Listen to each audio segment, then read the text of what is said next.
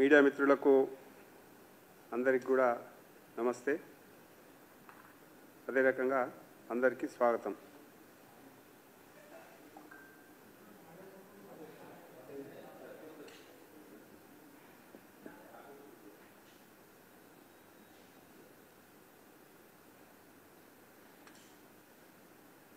Congress party Revanth Reddy వారు ముఖ్యమంత్రి అయిన తర్వాత ఇవాళ ఆర్థికమైనటువంటి సంక్షోభం నుంచి గట్టెక్కడానికి ప్రత్యామ్నాయంగా ఇవాళ ఏది దొరకక చివరికి భావితరాలకు ఉపయోగపడేటువంటి యూనివర్సిటీస్ యొక్క ల్యాండ్స్ గుర్తొచ్చే పరిస్థితి కనపడతా ఉంది. ఇలా యూనివర్సిటీ ల్యాండ్స్ని తెగనమ్మి పబ్బం గడుపుకోవాలని కాంగ్రెస్ పార్టీ రేవంత్ రెడ్డి గారి ప్రభుత్వం చూస్తూ ఉంది. ఎంత దారుణం అంటే విద్యాలయాలను రక్షించాలా, భావితరాలకు ఉత్తమమైనటువంటి విద్య ఇవ్వాలనేటువంటి లక్ష్యం నిన్న మొన్న చాలా విషయాలు చెప్పిండు ఆయన. 55 ఇంటిగ్రేటెడ్ స్కూల్స్ని ఓపెన్ చేస్తున్నాం, దానికి 11,000 కోట్ల బడ్జెట్ ఇస్తున్నాం, ఇవి ప్రపంచంలో ఆదర్శం అని చెప్పేసి చెప్పినటువంటి ముఖ్యమంత్రి రేవంత్ రెడ్డి గారు ఇవాళ దేశంలోనే 4వ స్థానంలో ఉన్నటువంటి సెంట్రల్ యూనివర్సిటీ, హైదరాబాద్కు సంబంధించినటువంటి సెంట్రల్ యూనివర్సిటీలో ఈయన ఇచ్చింది ఏమీ లేదు. కానీ ఇవాళ దాంట్లో ఉన్నటువంటి 400 ఎకరాల భూమిని 10,000 కోట్ల రూపాయల కోసం అమ్మకానికి బరితెగించి అమ్మకానికి పెట్టినటువంటి రేవంత్ రెడ్డి గారు ఆశ్చర్యం. ఈ భూమిని ఎట్లా చూసినంటే ముఖ్యమంత్రి అయినాక ఫుట్బాల్ ఆడుతందుకు పోయిండాడ, ఫుట్బాల్ ఆడుతందుకు పోయి ఆడ ల్యాండ్స్ అన్నీ చూసి వీటిని ఎప్పుడు అమ్మాలని చెప్పేసి ఆలోచన చేసిండు. ల్యాండ్స్ సెంట్రల్ యూనివర్సిటీకి సంబంధించి ఏర్పడ్డప్పుడే ఉమ్మడి ఆంధ్రప్రదేశ్ ప్రభుత్వం అప్పుడు 2,300 ఎకరాలని యూనివర్సిటీకి కేటాయించింది. ముల్కీ రూల్స్కు అనుగుణంగా అవాళ 2,300 ఎకరాలని యూనివర్సిటీకి ఇచ్చేస్తే 2,300 ఎకరాలలో గత ప్రభుత్వం బీఆర్ఎస్ పార్టీ కేసీఆర్ ఎకాలజికల్ ప్రాబ్లమ్స్ని క్రియేట్ చేస్తూ మంచి వాతావరణంలో ఉండేటువంటి యూనివర్సిటీని మధ్యలో రోడ్ వేయించి యూనివర్సిటీ భ్రష్టు పట్టడానికి కారణమైండు. ఇవాళ ఈయన ఫుట్బాల్ ఆడితందుకు పోయి కబ్జా పెట్టడం కోసం ప్రయత్నం చేస్తుంది. హెచ్యూలో మనం ఆశ్చర్యపోవాలే. ఇప్పటికీ కూడా హెచ్యూని ఏమంటారంటే లంగ్స్ ఆఫ్ హైదరాబాద్గా పిలుస్తారు. హెచ్యూ యూనివర్సిటీని లంగ్స్ ఆఫ్ హైదరాబాద్గా పిలుస్తారు. హెచ్యూలో ఇప్పటికీ కూడా ఇప్పుడుకిప్పుడు మనం పోయినా కానీ 220 రకాల పక్షులు ఉంటాయి, 400కు పైన ఇప్పటికీ జింకలు అక్కడ వేరిస్తూ ఉంటాయి, 300కు పైన నెమళ్ళు, 300కు పైన కుందేళ్ళు. ఇవాళ ఎన్విరాన్మెంట్కు ఒక ప్రత్యక్ష నిదర్శనంగా హెచ్యూ నిలుస్తూ ఉంది. అక్కడ మనం చూస్తే పోయిన వాళ్ళకి తెలుస్తుంది. ఇప్పటికీ కూడా మష్రూమ్ రాక్ అని చెప్పేసి స్పెషల్ ఒక రాక్ ఉంటుంది. తర్వాత పికాక్ లేక్ అనేది ఇప్పటి వరకు కూడా ప్రతిష్టాత్మకంగా ఉంటుంది.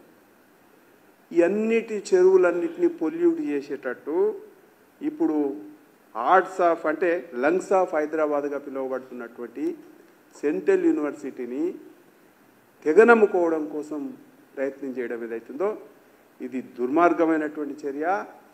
ఏదైనా ప్రభుత్వం కానీ ఎవరైనా కానీ వస్తే యూనివర్సిటీ ల్యాండ్స్ని ప్రొటెక్ట్ చేసి భావితరాలకు అందించేటువంటి ప్రభుత్వంగా ఉండాలి. కానీ ఇవాళ యూనివర్సిటీల భూములను నమ్ముకొని నువ్వు ఇచ్చినటువంటి ఫాల్స్ ప్రామిసెస్ కోసం ఇవాళ భావితరాలకు ఉపయోగపడే భూమిని అమ్మడం ఏదైతుందో ఇంతకంటే సిగ్గుచేటు చర్య ఇంకొకటి ఉండదు. రేవంత్ రెడ్డి లాంటి చదువురాని పొలిటికల్ లీడర్, రాజకీయ నాయకుడు, ఇటువంటి రాజకీయ నాయకుడి చేతిలో ఈ రాష్ట్రం ఇవాళ తల్లడిల్లిపోతుందనేటువంటి విషయం స్పష్టంగా చెప్తా ఉన్నాం. దీంట్లో ఇవాళ సెంట్రల్ యూనివర్సిటీ భూములని అమ్మడాన్ని నిరసిస్తూ వెంటనే మానుకోవాలని చెప్పేసి యువమోర్చా నాయకులు ఇవాళ అసెంబ్లీ ముందర శాంతియుత నిరసన తెలియజేస్తూ ఉంటే అందరినీ అరెస్టు చేసి కంచన్ బాగు, షాయినాథ్ గంజ్ పోలీస్ స్టేషన్లో ఉంచడాన్ని మేము తీవ్రంగా ఖండిస్తూ ఉన్నాం. యువమోర్చా రాష్ట్ర అధ్యక్షుడు మహేందర్, ప్రధాన కార్యదర్శి గణేష్ వీళ్ళందరినీ వెంటనే బేషరతుగా విడుదల చేయాలని చెప్పేసి బీజేపీగా డిమాండ్ చేస్తూ ఉన్నాం. శాసనసభ జరుగుతున్నటువంటి సందర్భంలో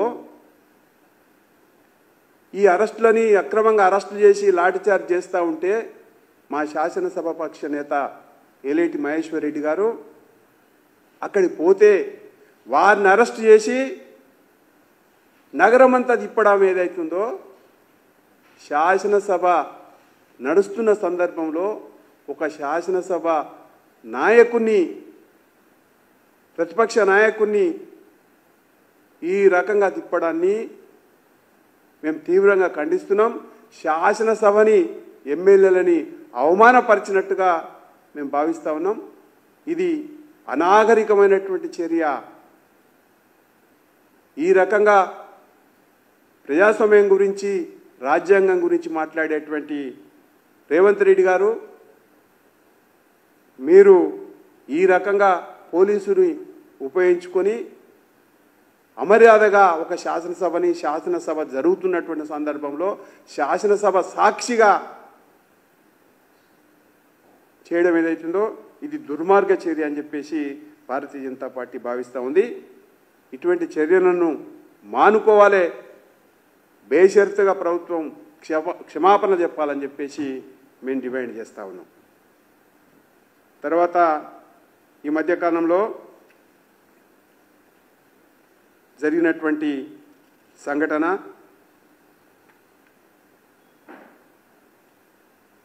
ఉస్మానియా యూనివర్సిటీ ఎంతోమంది రాజకీయ నాయకులకు వేదిక అయింది. అనేకమైనటువంటి ఉద్యమాలకు సాక్ష్యంగా నిలిచింది. తెలంగాణ ఉద్యమానికైతే ప్రత్యేకంగా వేదిక అయింది. ఉస్మానియా యూనివర్సిటీ విద్యార్థులు, ఉస్మానియా యూనివర్సిటీ లేకపోతే రేవంత్ రెడ్డి నువ్వు ముఖ్యమంత్రి అయ్యేటవాడివి కాదు.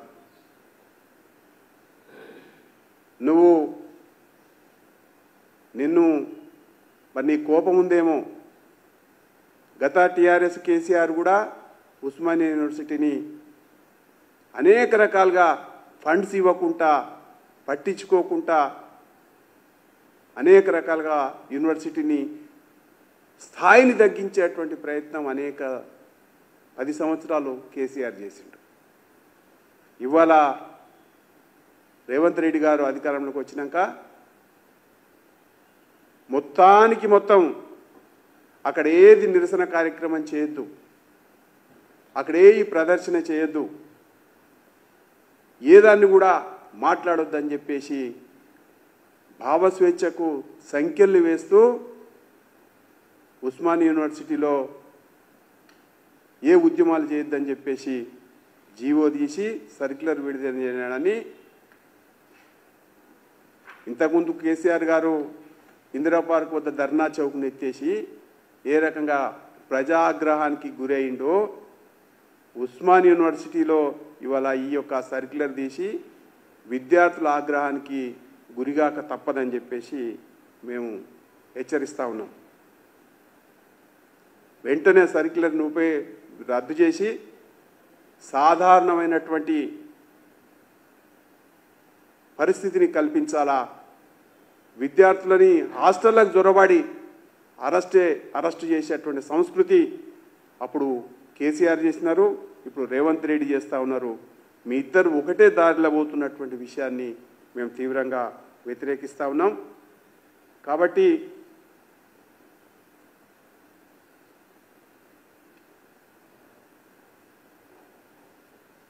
ఇవాళ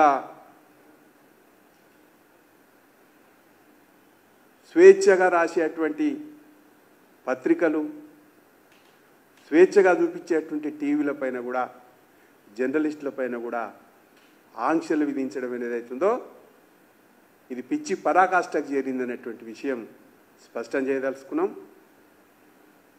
యూట్యూబ్ ఛానల్స్ రేవంత్ రెడ్డి గారు నువ్వు అధికారంలోకి వచ్చిందే యూట్యూబ్ ఛానల్స్ తోటి. ఏది పడితే అది మాట్లాడించినావు, ఏది పడితే అది చేయించినావు.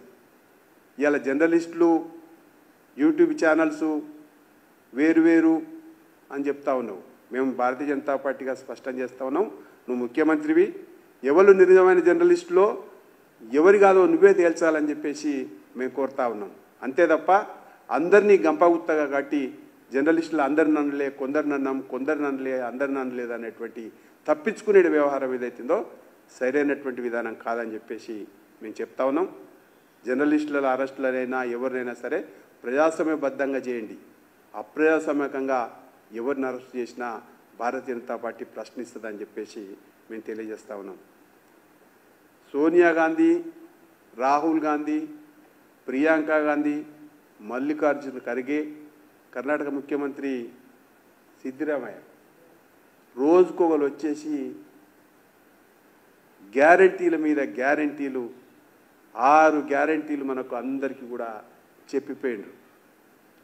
ఇవాళ అధికారం ప్రజలు నమ్మి అధికారం ఇచ్చినందుకు రేవంత్ రెడ్డి గారు మనకు తెలంగాణ ప్రజలకు 7వ గ్యారంటీగా ఒక గిఫ్ట్నిచ్చిండు. స్వేచ్ఛ ప్రజాస్వామ్య తెలంగాణ అని చెప్పేసి 7వ గ్యారంటీ ఇచ్చిండు. ఆ 7వ గ్యారంటీ ఇవాళ మొత్తం కూడా పోలీసుల చేతుల్లో పెట్టేసి అక్రమ నిర్బంధాలు, అక్రమ అరెస్టులు, స్వేచ్ఛ 6 గ్యారంటీలు మంటలు కలిసిపోయినాయి. 7వ గ్యారంటీ తోటి ప్రభుత్వాన్ని నడిపిస్తూ ఉన్నాడు. స్వేచ్ఛ ప్రజాస్వామ్య తెలంగాణ అని చెప్పేసి, ప్రజాపాలన అని చెప్పేసి ఇవాళ 7వ గ్యారంటీ ఇచ్చి మభ్యపెట్టి పోలీసుల రాజ్యం నడిపించి అక్రమ అరెస్టులు చేస్తున్నాడు. దీన్ని తీవ్రంగా మేము ఖండిస్తూ ఉన్నాం.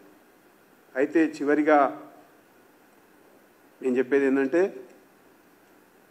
భూములని అమ్ముతున్నప్పుడు ఆయన శాసనసభ వేదికగా, తర్వాత పార్లమెంటు సభ్యుడిగా ఉన్నప్పుడు ఎలక్షన్లలో కేసీఆర్ అన్నింటినీ భూములు అమ్ముతున్నాడు, భూములు అమ్మడానికి వీల్లేదు, ఆయన 1,00,000 ఎకరాల భూములు అమ్మిండు, కబ్జా పెట్టిండు.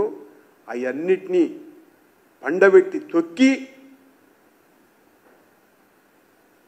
వాటిని అన్నిటినీ లాగుతాం, వాటిని అన్నిటికీ ఉపయోగిస్తాం అన్నాడు. మరి ఆ పండబెట్టి తొక్కుడెట్టు పోయింది, ఆయన దగ్గర ఉన్నటువంటి భూములు గుంజుడెట్టు పోయింది. ఇవాళ నువ్వు సెంట్రల్ యూనివర్సిటీ భూములని కబ్జా చేసి అమ్ముకుంటే మరి రేపు వచ్చేటప్పుడు కూడా పండబెట్టి తొక్కి రేవంత్ రెడ్డిని గుంజుతాం, లాగుతాం అని చెప్పేసి అంటే ఏ రకంగా ఉంటుందో ఒకసారి ఆలోచన చేయాలని చెప్పేసి మేము కోరుతూ, వెంటనే అరెస్ట్ చేసినటువంటి యువమోర్చా నాయకులని, యువకులని, సెంట్రల్ యూనివర్సిటీ విద్యార్థులని వెంటనే విడుదల చేయాలని చెప్పేసి భారతీయ జనతా పార్టీగా డిమాండ్ చేస్తా ఉన్నాం. అందరికీ నమస్తే.